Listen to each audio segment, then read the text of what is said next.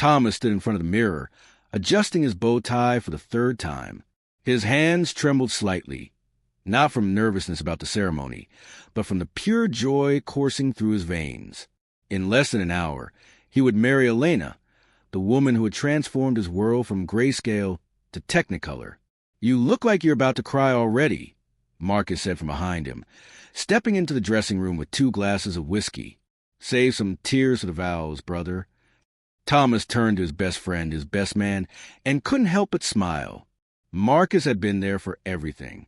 When Thomas's father died, Marcus sat with him in silence for hours. When Thomas got laid off 2 years ago, Marcus helped him revamp his resume and practice interviews. And when Thomas met Elena at that coffee shop, nearly spilling his latte all over her white dress, it was Marcus who encouraged him to call her despite his fear of rejection. "I can't believe this is actually happening," Thomas said, taking the glass. "Sometimes I still feel like that awkward kid you had to drag to parties in college." Marcus clenched his glass against Thomas's. "You've come a long way. Elena's lucky to have you. I'm the lucky one." Thomas took a sip, the whiskey burning pleasantly down his throat. "I don't know what I would have done without you these past months. All the planning, the vendors, keeping me sane when Elena was stressing about the seating chart." Something flickered across Marcus's face, but it vanished so quickly Thomas thought he'd imagined it. "That's what I'm here for," Marcus said. A knock at the door interrupted them. Elena's maid of honor, Sophia, poked her head in. Her face was pale, and her eyes were red-rimmed. "Thomas, can I talk to you?" "Alone." Marcus set down his glass. "I'll go check on the groomsmen." After he left, Sophia closed the door and leaned against it. She looked like she might be sick. "Sophia, what's wrong? Is Elena okay?" "Elena's fine. She doesn't know I'm here." Sophia's voice cracked. "Thomas, I'm so sorry. I should have told you months ago. But I was a coward. I thought maybe it would end, that it wouldn't matter. But I can't let you walk down that aisle without knowing." Thomas's heart began to pound. Knowing what? Elena and Marcus. They've been sleeping together for 6 months. The room tilted. Thomas gripped the back of a chair to steady himself. "That's not funny. I wish I was joking." Tears spilled down Sophia's cheeks. "I caught them 2 weeks ago at his apartment. I went there to return Elena's bracelet that she left at my place, and Marcus answered the door in his boxers. Elena was inside." Thomas shook his head. "No, you're mistaken. Marcus is my best friend. He would never." I confronted Elena. She admitted everything. She said it just happened, that she loves you, but she couldn't help herself with Marcus.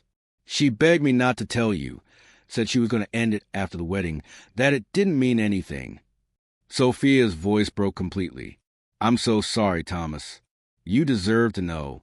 The room felt like it was shrinking. Thomas stumbled to a chair and sat down heavily, his wedding suit suddenly feeling like a straitjacket. 6 months, he whispered. The engagement party. All the planning meetings. When we chose the cake together, he couldn't finish. Sophia knelt beside him. "I have texts if you need proof." I took screenshots because I knew no one would believe me. Thomas didn't want to look, but he needed to.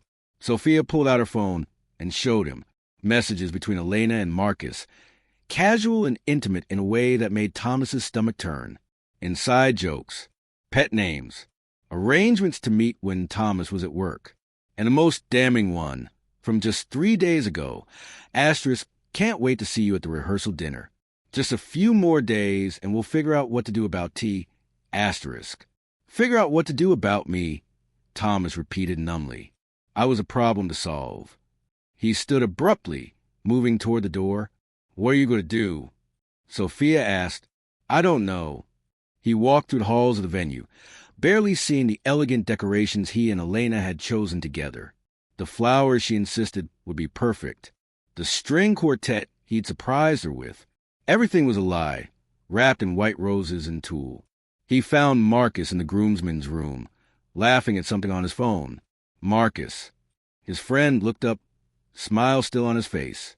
Then he saw Thomas's expression, and the smile died. "Tom, what? How long have you been sleeping with my fiancée?"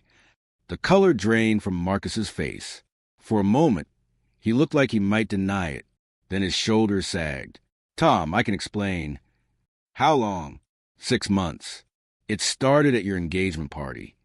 Marcus's voice was barely audible. We were drunk, and it just happened. And then it kept happening, and I tried to stop, but... You tried to stop? Thomas's voice rose. You stood next to me and helped me plan my wedding to her. You gave a speech at my rehearsal dinner about brotherhood and loyalty. You looked me in the eye every single day and lied. I know. God, I know. Marcus ran his hands through his hair. I'm a terrible person. I hate myself for it. But Tom, you have to understand, I never meant for this to happen. Elena and I, we have this connection. Don't. Thomas's voice was sharp as broken glass. Don't you dare try to romanticize this. You didn't betray me once in a moment of weakness. You betrayed me every single day for half a year. Every time I called you for advice.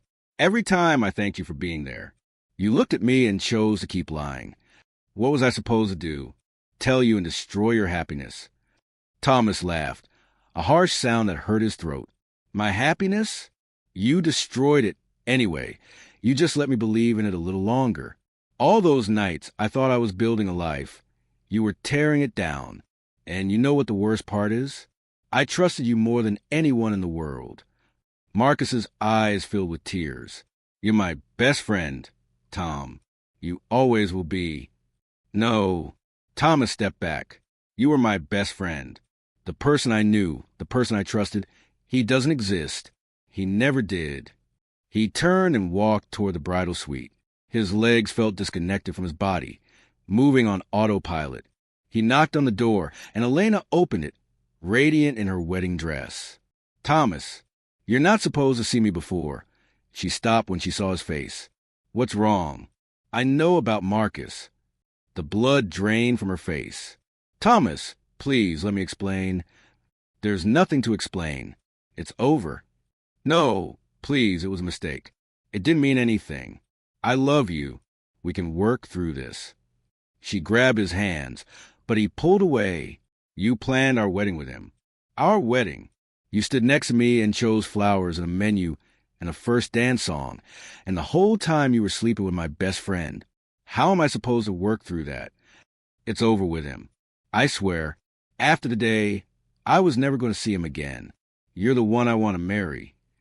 Today, Thomas repeated, you were going to marry me and keep this secret. You were going to let me stand there making vows while knowing you'd broken yours before we even made them. Elena was crying now, mascara running down her face. I made a terrible mistake. Please don't throw away everything we have because of it. Thomas looked at her, really looked at her, and felt nothing but emptiness where love used to be. We don't have anything. We never did. I just didn't know it. He walked back to the dressing room, removed his bow tie, and sat down. Outside, he could hear confusion starting to ripple through the venue. Guests wondering why the ceremony hadn't started. Someone knocked on his door, probably the wedding coordinator, but he didn't answer. His phone buzzed.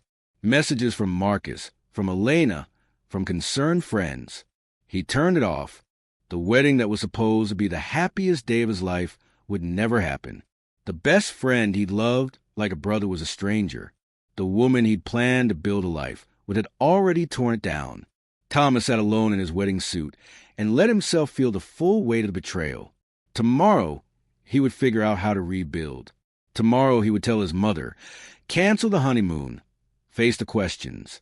But today, in this moment, he simply grieved for the man he'd been an hour ago, the one who still believed in the people he loved.